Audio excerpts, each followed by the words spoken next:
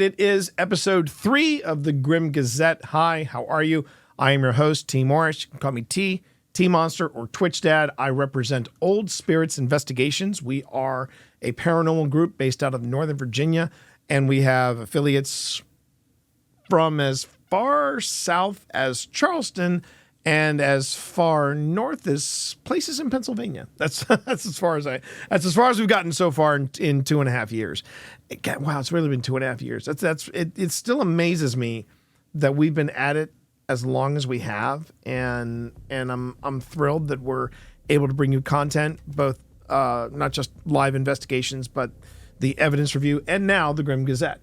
So, what is the Grim Gazette? If you are new to the Grim Gazette, this is weird news. These are some paranormal debunks that I've been sent via TikTok and Twitter and YouTube. And then there's a deep dive section where it's part debunk, part let's talk about it, part what's happening in the paranormal community. Right now we're talking about weird news.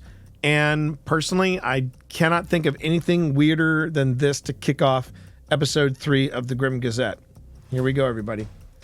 CBP dog sniffs out something unusual in passenger's luggage. Mummified monkeys. Seriously, Lana, call Kenny Loggins because you're in the danger zone. We are off and running, everybody. Here we go. Boston, or I should say Boston. A UP Customs and Border Protection dog sniffed out something unusual in luggage from a traveler returning from Africa. Mummified monkeys. Figured it. The passenger, returning from a visit to the Democratic Republic of Congo, reported that the luggage contained dried fish. But an inspection at Boston Logan Airport revealed dead and dehydrated bodies of 4 monkeys, agents said. Had it been 12 monkeys, I would have been worried, but let's push on. The traveler said he bought the monkeys into the U.S. for his own consumption. Ryan Bissett, a CPB spokesperson, said on Sunday. Raw or minimally processed meat from wild animals, sometimes referred to as bushmeat, is banned in the United States because of the threat of this. Isn't this how 12 Monkeys started? Isn't this how 12 Monkeys started? The potential dangers possessed by bringing bushmeat into the United States are real. Bushmeat can carry germs that can cause illness, like COVID, including the Ebola virus, says Julio Caravilla, local port director for Customs and Border Protection. The incident happened last month, but was made public. Oh, wow. The incident happened last month, but was made public on Friday. Kat, what do you want? I just gave you treats. What is going on with you? What is going on with you? He's giving me that look. He's giving me that look of like, it's none of your business, Dad. I'm still upset about the whole kitten thing. Yeah, Dad. Yeah. Anyway. So yeah. This is how you get pandemics. From idiots like this trying to smuggle in bushmeat. The incident happened last month and was made public Friday. Bissett said Sunday that no charges were filed, but all of the luggage was seized and the nearly 9 pounds or 4 kilograms of bushmeat were marked for destruction by U.S. Centers for Disease Control and Prevention. Hopefully the guy's luggage was too, because man, I would not be trusting that luggage anywhere, anytime. There's certain bird's nests made from bird spit that's considered a delicacy.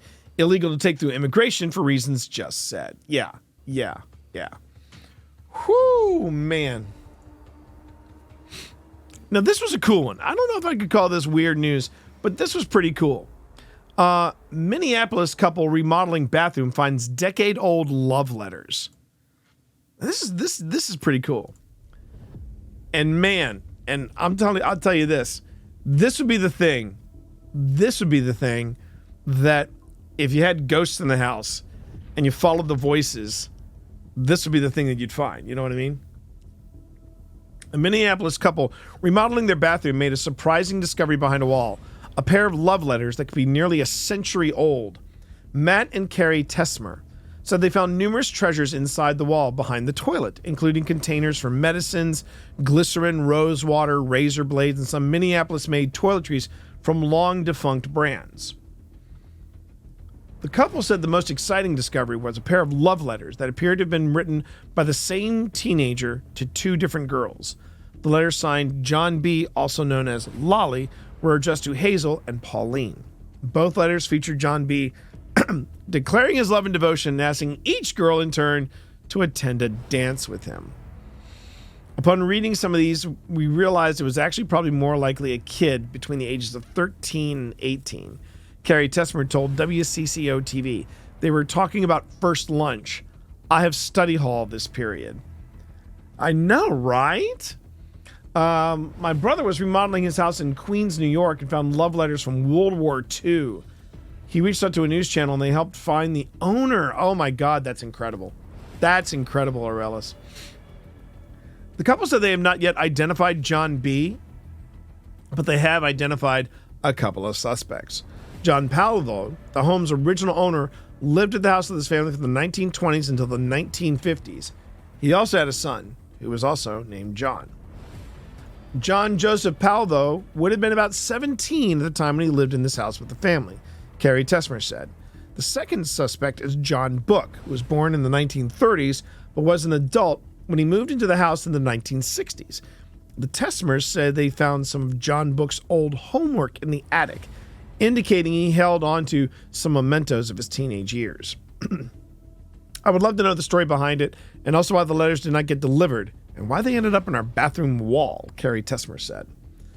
A New York couple made a similar discovery behind a wall and were able to track down the author's daughter last year. Is this, hang on, Aurelis, is this your brother? Dottie Kearney, 51, said she and her husband were tearing out old walls from the Staten Island, never mind, no. But wow, wow.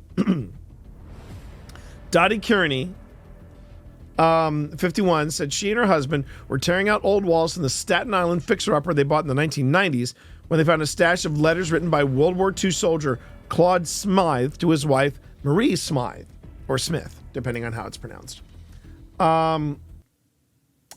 Kearney, with the help of TikTok heirloom investigator Chelsea Brown and genealogy website myheritage.com, was able to give the letters to the Smythe's daughter, Carol Bolin, who now lives in Vermont. That's really cool. Yeah, that's a cool story. Just so you all know, I do not pre-read. I try not to pre-read the stories beforehand. I want to experience this with you guys. So that's one of the things that I do.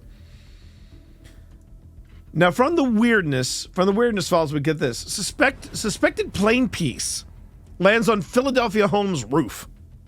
An 8 foot. Wait a minute. Yeah. An 8 foot, one more week till Titan Taco Tuesday. That's right, Zeno. An 8 foot metal object wound up on the roof of a Philadelphia home, and the house's residents said they suspect it may have fallen from a plane.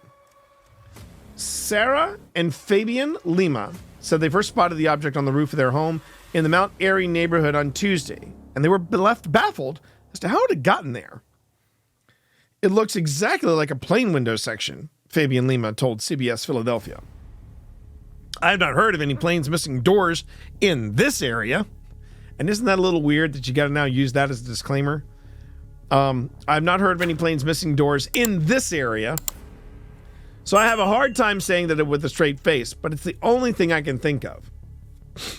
The couple said they believe the object may have fallen from a plane, but they did not hear it land on their roof. A team of inspectors from the Federal Aviation Administration visited the couple's home Wednesday to take photos of the object, which has now been removed from the roof. Thank you. I know, you didn't hear it. In West Philadelphia, born and raised. Oh, sorry.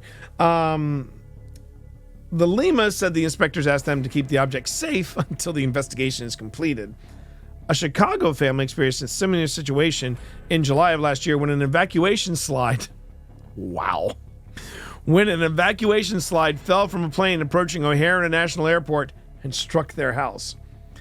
The slide caused damage to the roof shingles, downspout, and a kitchen window screen before ending up in the backyard. FAA inspectors determined a United Airlines Boeing 767 that landed at O'Hare moments after the impact was missing its slide. Whew. Okay then. Okay. I mean, I love to travel. I do. I love to travel. But when I read stories like this, it makes me, I'm like, you guys are inspecting the planes to make sure that they're not going to fall apart. Okay. You know, I'm not asking a lot. I just want to be able to get up and get down in one piece. That's all I want for my trip. That's fine. Now, from News of the Weird, this especially after seeing Indiana Jones and the Dial of Destiny, I get a kick out of this. Amateur archaeologists, that's the best part. They weren't even pro archaeologists, they were amateur. Amateur archaeologists uncover a mysterious ancient Roman artifact in England. That's the artifact, everybody. And I'm curious if you're thinking what I'm thinking, you know? Yeah. A group of amateur archaeologists in England were on their second to last day of excavation last June when they discovered the find of a lifetime, a mysterious ancient artifact called a dodecahedron at a possible Roman site. A dodecahedron, and I am so proud of myself that I can pronounce that. We'll just let it roll off the tongue. A dodecahedron is a circular copper alloy object between the size of a golf ball and a grapefruit, characterized by its 12-sided form with various holes and knobs. Boom. Well, this is a 20-sided die, so, you know, that's not a dodecahedron, but it's still pretty cool. But its function remains unclear. Even though more than 100 have been found across Europe. The Norton Disney History and Archaeology Group, the organization behind the latest find, describes the dodecahedron as one of archaeology's great enigmas. That is largely because there are no known visual or written descriptions of dodecahedra in Roman literature, says the group's website. Right? According to Lorena Hitchens, a doctoral student in the UK studying all the Roman dodecahedra of Europe, there are many unproven theories about the dodecahedron's use as a gauge, a rangefinder, a candlestick, a die for gambling or gaming, or knitting gloves, for example. She said that none of these theories are supported by evidence. But, you know, I'm looking at that gaming bit. I'm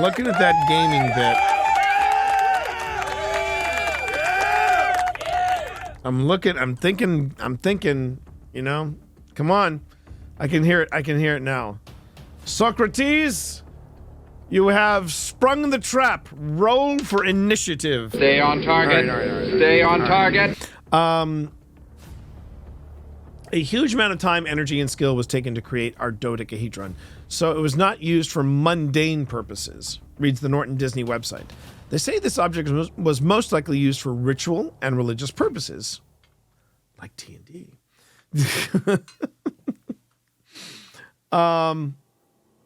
It's not very big, too. It is about the size. It looks like it's about the size of a dice, too. That's the other thing I think it's kind of cool. Roman society was full of superstition. This was the full, yeah, that's from the Disney History and Archaeology Group. And the one that's up here, this is another one the size of a grapefruit. So it's lighting and maybe a little bit of perspective. Roman society full of superstition, something experienced on a daily basis, continues the website. A potential link with local religious practice as our current working theory. More investigation is required, though. What makes this latest discovery unique is not only that the object was found fully intact in excellent condition, but it is also that the only example uncovered in the central region of England known as the Midlands.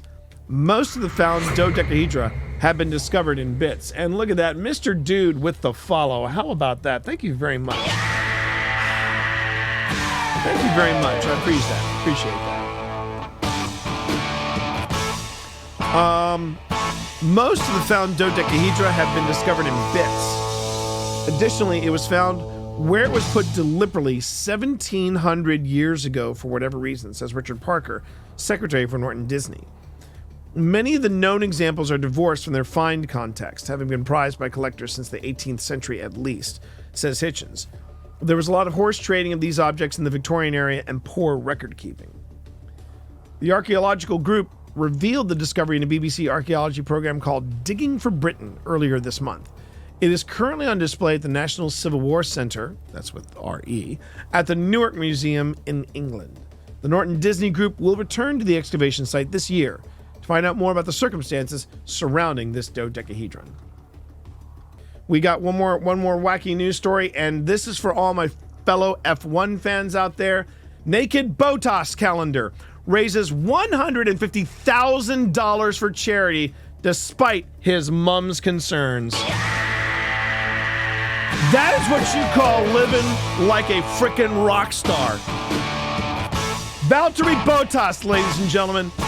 Valtteri freaking Bottas. Formula One driver Valtteri Bottas says the sales of his nude calendar has raised over $150,000 for men's health charity Movember. And there he is. That's Valtteri. Or as we like to call him, the F1 is hot. Charity, yeah, there you go. There you go. Yeah, the calendar resulted from the interest in prints Bottas sold last year. It was put together by photographer Paul Ripke. An initial run of 10,000, wow, damn, son, was quickly sold out via www.botas.com, so more were printed. Bottas had admitted that his mother was initially confused by his decision to strip until she was assured that the aim was to raise funds for charity, specifically prostate cancer research, which I am pardon the pun, I am all behind because my dad was he was a prostate cancer survivor when he was alive. Yeah. The fury! Can we still buy it? I'm about to find out. Bottas has also admitted that his mother was... Oh, I already said that. Bottas took to social media on Thursday to reveal how successful the project had been. Thank you so much for all the support in November, he wrote. With the donations and with the calendars, we have together raised a substantial amount for November, meaning we have really helped and will affect and save many people's lives. Final figures to be calculated in the next days, but we are talking around 150,000 to fundraise. So this is how Bottas kind of sounds in my head. As a matter of fact, when Bottas was driving for Mercedes, I would always joke that he would have like a Viking horn, and he'd fill it up with mead, and he'd go driving by other drivers, basically doing defense for Lewis. But the way he would defend it, he would hold out his cup, he would go up to Max Verstappen and go, Maxwell, drink with me, and we'll go to Valhalla together. And Max is going, you crazy Norseman, get away from me. No, come with me. We will go to Valhalla together. He'd do it to Sainz, he'd do it to Maul. The only one that was a problem was Magnussen, because Magnussen is also from that area. And, Magnussen, if you ever caught up to him and be like, Valtteri, do you have your horn? And Valtteri would be like, yeah, let us go to Valhalla together. That's how we watch F1. Thank you, Pastak. Good to know that my Norse accent is solid.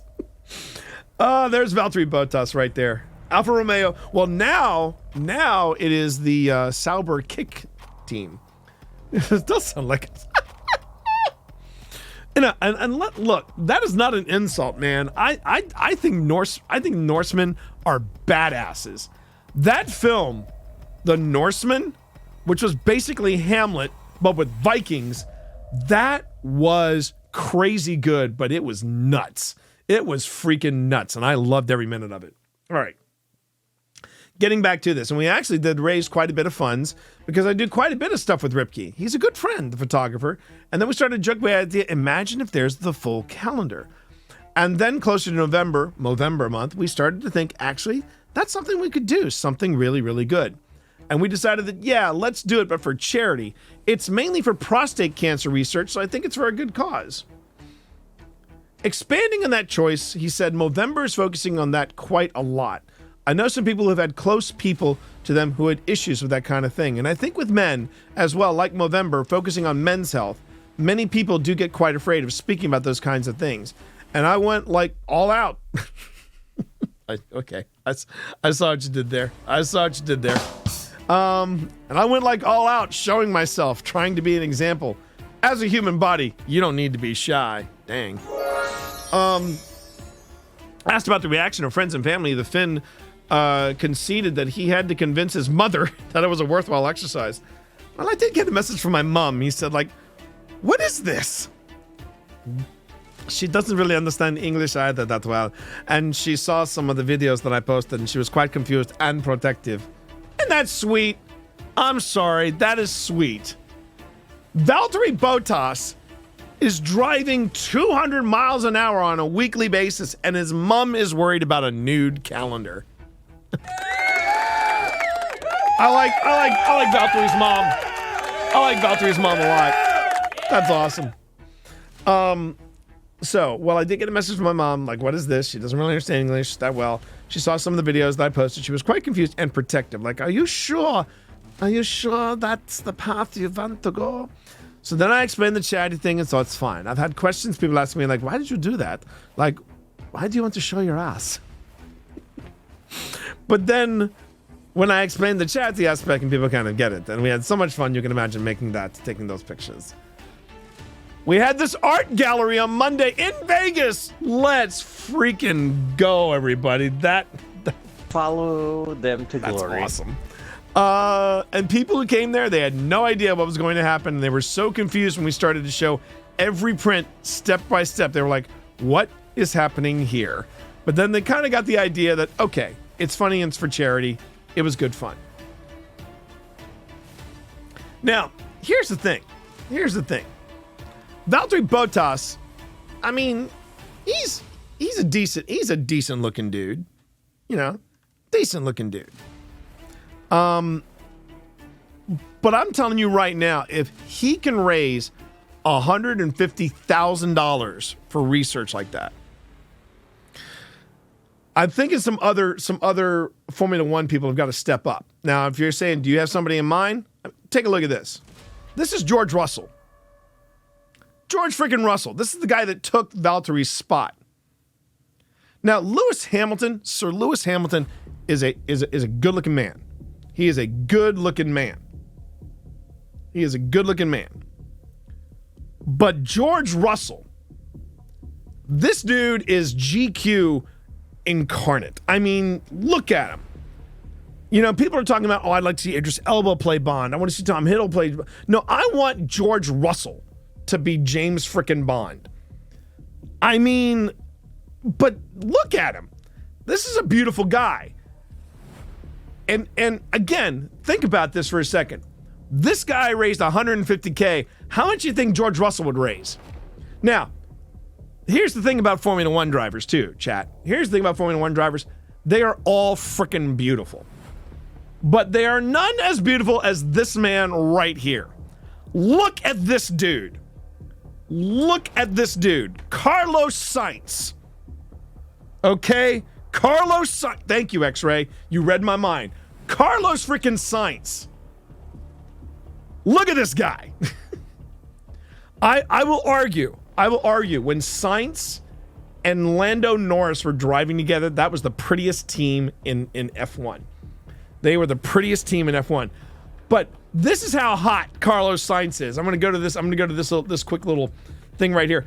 Sainz was so like physically hot in the Miami race. He stripped. He took his shirt off.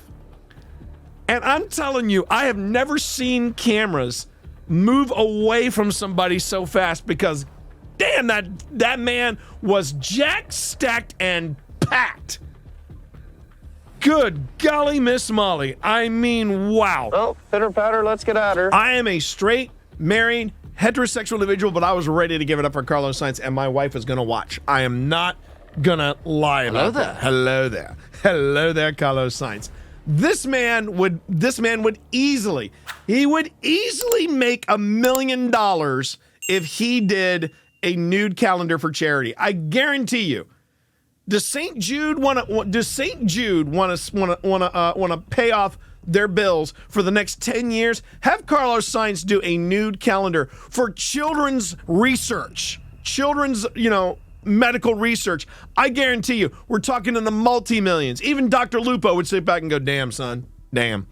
Hello there. Hello there. Yeah. Carlos freaking Sainz, everybody. Carlos Sainz.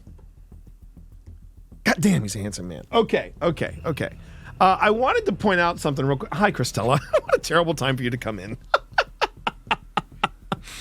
Oh my God! Right now, your mom's like, "What is he ranting about?" I'm ranting about Carlos Sainz, everybody. And again, I'm just going to come out and say it. I think Ferrari chose poorly. I think Ferrari chose poorly. I get it. They're getting the GOAT. They're getting Sir Lewis Hamilton, but I think they would have had a stronger team if it had been Hamilton and Sainz. Hamilton and Leclerc. I don't know about that. Oh, I did want to point out something though, real quick. From again, was it this one or was it? No, wasn't it? Where was it? Oh, it's right here. This is the. There it is.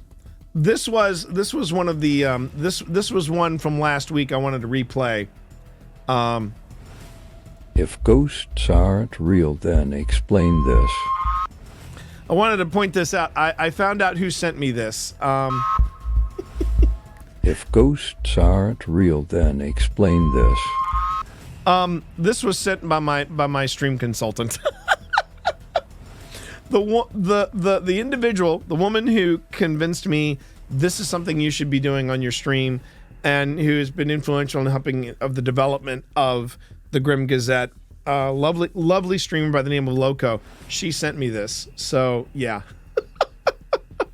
I wanted to make sure I gave credit where credit was due. We'll watch this one more time because this ghost, it's a good ghost. It's a very good ghost. It's a good boy. This ghost is a good boy. And how you doing, Eric Cobalt? How you doing there? One more time for everybody.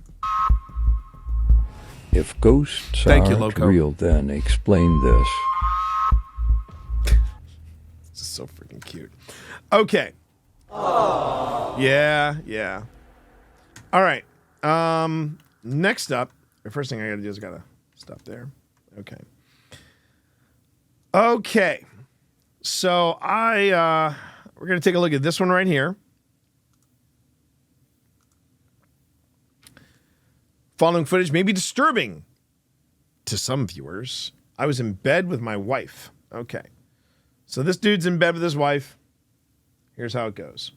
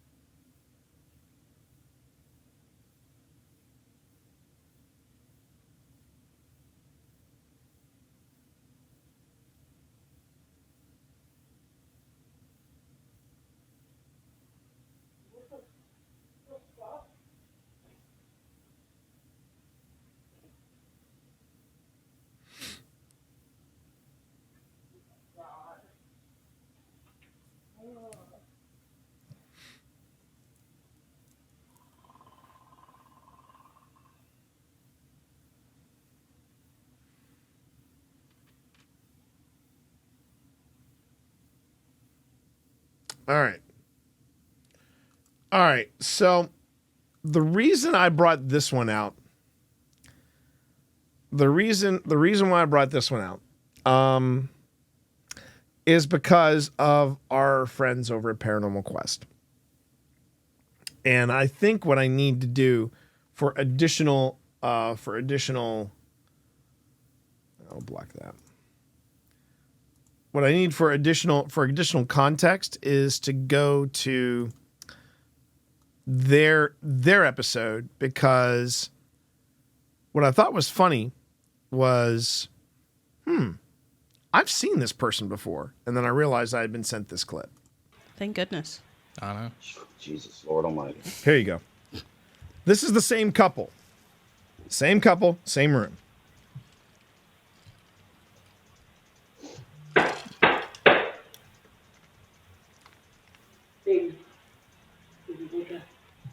fake.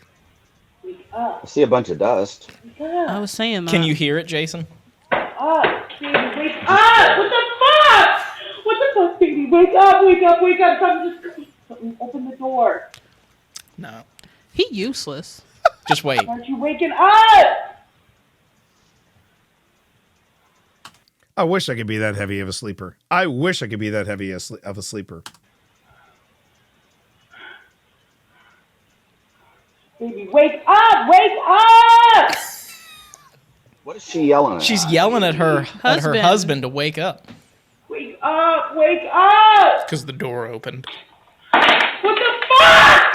Baby, wake up! Why the fuck are you awake? Are you okay? What the fuck? Okay, so some things you want to know about this particular video, and I'm going to come back to this video in just a moment, so we can go ahead and see this one more time with the wife. Same room, right? Same couple.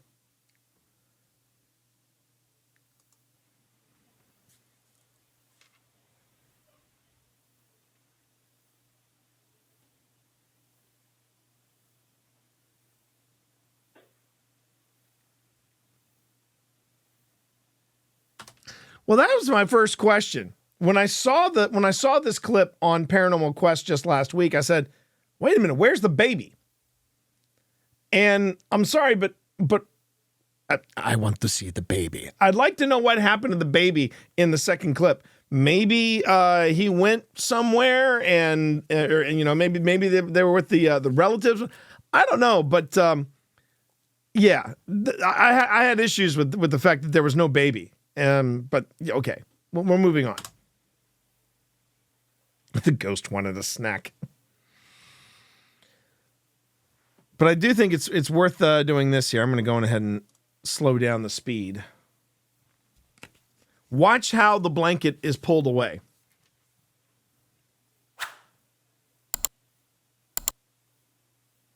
Watch how the blanket is pulled away.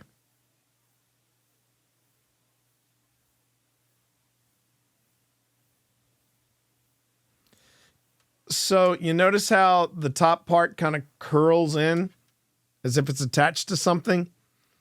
And also notice something else too.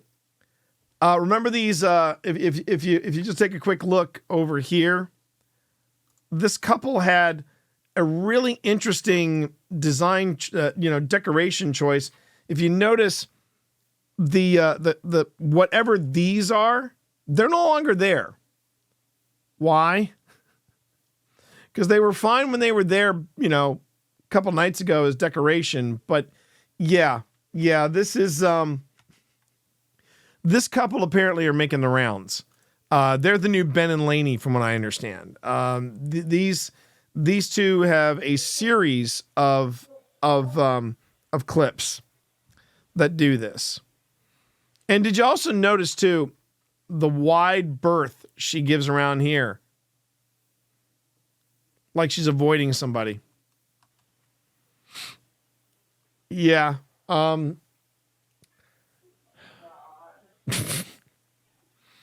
again, it's one of these things that I ask, why do people have a single camera in their bedroom? If you think you have a haunted bedroom, you better have at least 3 cameras in there. And to just echo what paranormal what the folks at Paranormal Quest were saying about the husband, he's not winning any Oscars for his acting asleep, because I wasn't buying into it. Was not buying into it. All right, so this one right here, this was sent in by secondhand. This was in secondhand. When my face is in my iPhone, I don't see. How much is she paying attention to the blanket when she is on the cell phone? Exactly. When my wife, and I know she's upstairs watching, when my wife is on that on her mobile, she is in the zone. I mean, she could be levitating off the bed and she wouldn't notice. And if she did notice, she'd be like, "Do you mind putting me down, because I want to finish this article first?" I read an article, that kind of thing. Yes. So we're going to talk about the Skinwalker one. She got skills. Yeah. Yeah. And again, it's the reason why you see stuff like this. I mean, take a look at the hits. The hits just keep coming. They do not lie. This clip alone, magical poltergeist, this couple calls themselves, I guess. If this isn't them, if magical poltergeist isn't them, and I'm assuming it is them because it says next to my wife, this has 28.4 thousand likes,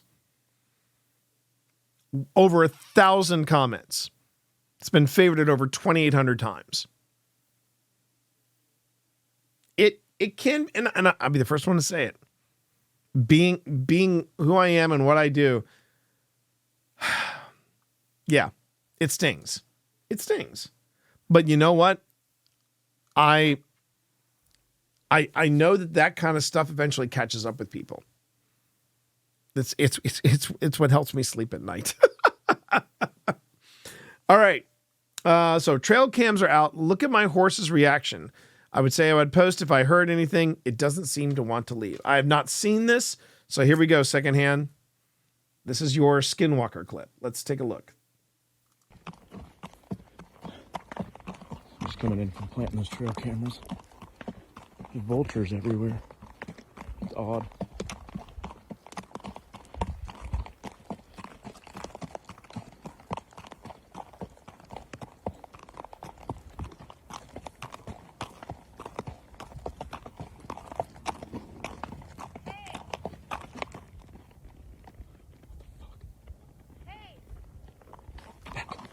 Okay, that's a little creepy.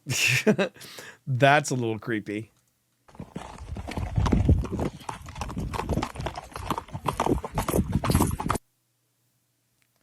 All right. Hang on. Just coming in from planting those trail cameras.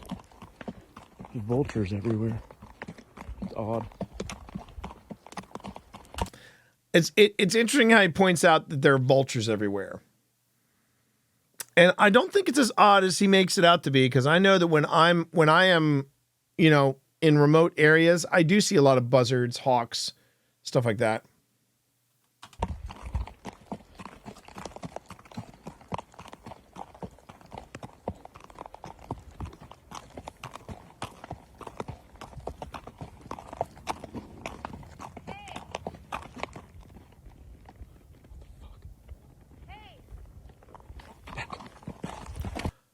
The horse's reaction is incredibly compelling. That's, I think he was already on guard as he was recording. Yes. Horses do scare over the dumbest things. That is very true. I mean, I should ask Sam. Sam would know more about how skittish horses can be. You know what I mean? Hey, Gothy, how are you? I mean, it's very compelling. It's very compelling. Let's watch that one more time. Well, I should ask you first. Depends on the horse. Exactly. And now I would also say this, and the rider. And I don't know how many riders we have in chat. I know that my daughter used to ride. I don't know if, and yes, horses are very intelligent, very savvy creatures, Oh, you did, Cammy. Okay, cool. And the thing is, riders can really manipulate horses, provided there's a really simpatico relationship between the horse and the rider. So yeah, I'm gonna watch this again. Just coming in from planting those trail cameras. There's vultures everywhere. It's odd.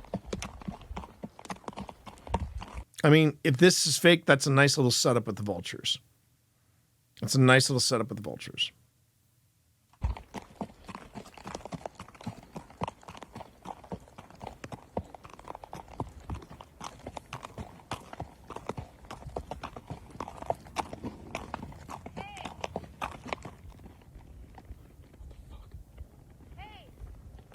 Now, this is a little detail for my writers in the in the audience. Here's my question. I'm going to slow this down a little bit. Well, as far as I can. Okay, so this is at 7.5. What I'm looking at is the horse's ears. Vultures everywhere. And in my few interactions with horses, I still remember the first time I got up close to a horse, and I was so intimidated by the size of the horse. And this is me as a grown-ass adult. And I remember my friend Lee said, "T, you need to take some deep breaths and calm down. You're freaking out the horse." And I remember the horse's ears were whenever I would speak, they would train on me.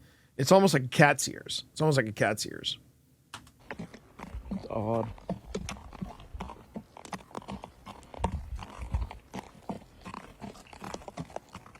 But watch the horse's ears when the hay comes out.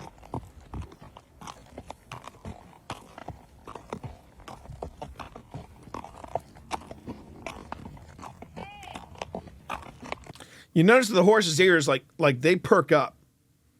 They perk up.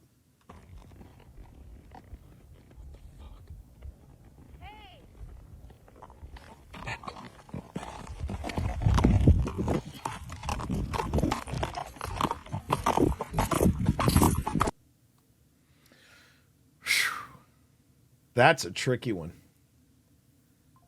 That is a tricky one. Just coming in from planting those trail cameras. There's vultures everywhere. It's odd. The other thing too that's also freaky about this guy's in the middle of nowhere. I mean, this guy's in the middle of nowhere. I mean, I don't know about the vultures being, you know, it depends on the time of the year and it depends on how hungry the vultures are. But it's the horse's reactions that make this a very compelling clip.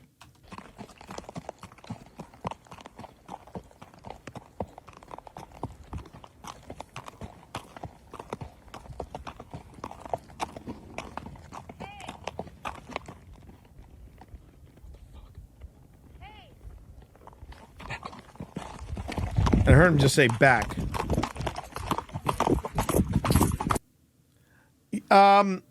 If you're gonna say, Pip, the voice that you picked up out by the battlefield, I was thinking the same thing. I was thinking the same thing. But here's my question to you, secondhand. My question to you is, do you think it's fake or do you think it's real? Is there anything that you can say that confirms? I didn't ask you, Chelsea. I did not ask you. You wait your turn. You wait your turn, Chelsea. But what do you think I mean, yes, you wait your turn. I mean, what do you think, secondhand? Do you think it's so there's so you're kind of on the fence about it? Part of you're not completely convinced. Well, I know that was Cammy. Exactly. And that's the thing. The thing about the lore behind the Skinwalkers is intriguing. It's along the same lines as Flannel Man. And Panic, come on. You earned that. Every word that I said about you today, you earned. Okay? Don't ever think differently. That's a really tricky one. That's a really, really tricky one.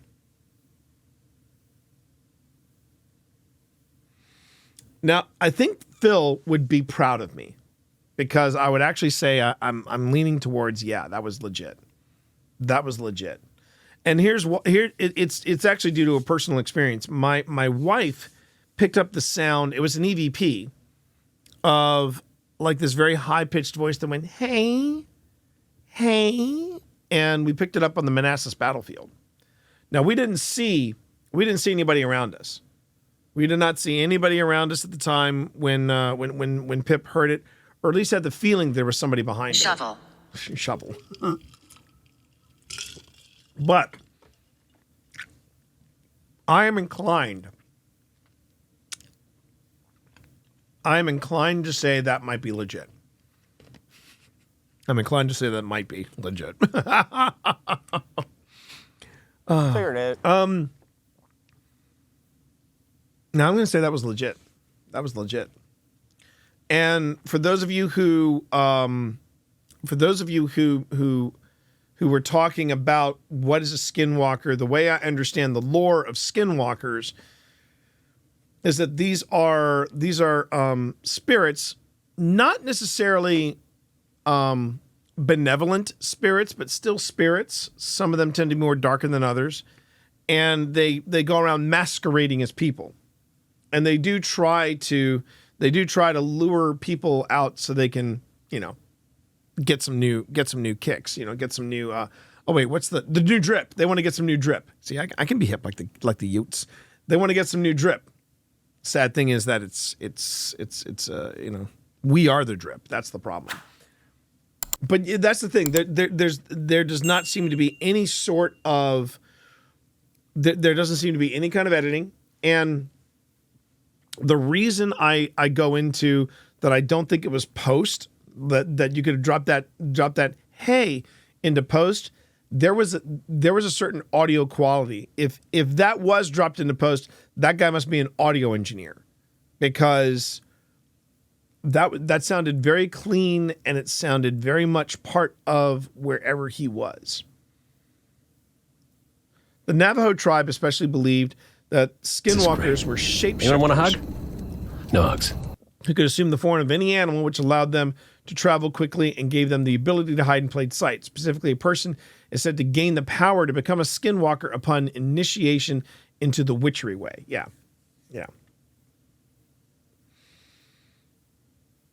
Yeah, it did. It is interesting how much that sounded like, but I don't think what we had there at Manassas was a skinwalker. I think I legit feel like that was more of a it was more of a face spirit. It was some type of spirit, but I don't know if it was a spirit from the time of the Manassas battlefield. I think it could have been earlier. I think it could have been,